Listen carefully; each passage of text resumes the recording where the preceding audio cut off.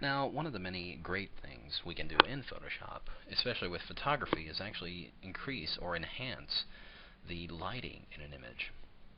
Now, in this particular image, we've got a room with the sunlight actually beaming through this window and onto the floor. What I really want is to actually see the sunlight, the beams of light, as it travels across the room and onto the floor here.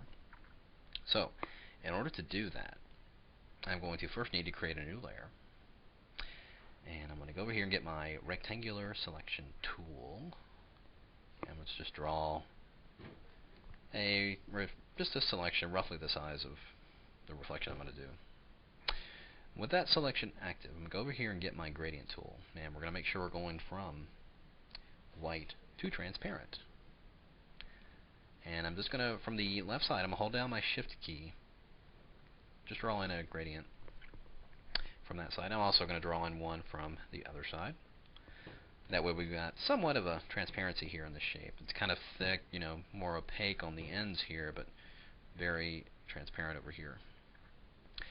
Now the next thing I'm going to do is go over to under Filter to Blur, Gaussian Blur. And we'll just leave it at about a 5 pixel blur, and that'll be fine. And next thing I'm going to do is double click on this layer, and I'm going to apply a outer glow layer style. Increase the size just a little bit, just to make it a little bit more dramatic. Now, it doesn't look like much, but as we go, you'll see the effect we're ultimately trying to go for. Now, I'm going to apply a layer mask to this layer.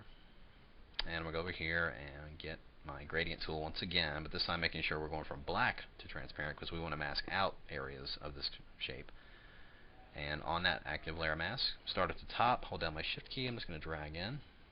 Again from the bottom, holding down from the shift key, just about like that. Okay, so we got our light, now we have to put it in place. So I'm going to actually make a duplicate of this layer because I'm going to be using this shape a number of times. So with that duplicate, I'm just going to turn it off, reactivate the original layer here, and go to my Move tool, and I'm going to bring up my Free Transform, Command or Control T. And I'm going to go to Control or right-click on the object, and we're going to get this pull-down menu, and I'm going to go down to Distort. And what I want to do, I'm going to grab this corner right here, and I want to actually position it right on the corner of this layer of light there on the floor. I'm going to do the same thing with this one here. Position it right about there. Now fortunately this image does give me some guidance as to the direction of the light, as seen by these shadows right here. I can actually just line up this glare of light with that shadow line in the window right there. I'm actually going to zoom out so I can get this other shape drawn up in here. You can see I'm just dragging this shape right here, using that shadow line as a guide, and just about like that. And all I need to do now with this one is just change the blending mode, which I'm going to change this one to soft light, make it a little more subtle.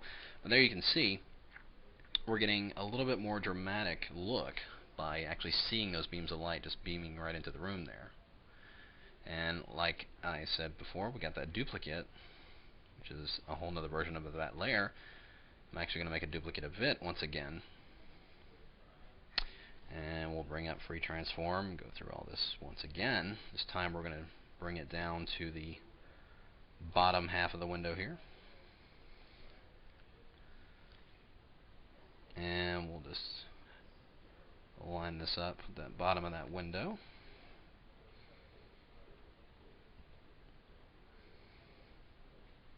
Just lining it up with that shadow line.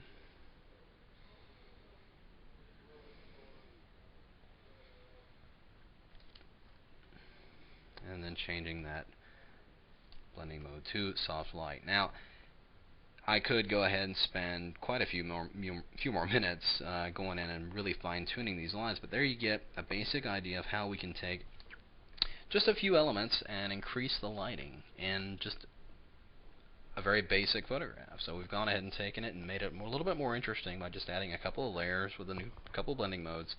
So, there you have it. Enjoy, and we'll see you next time.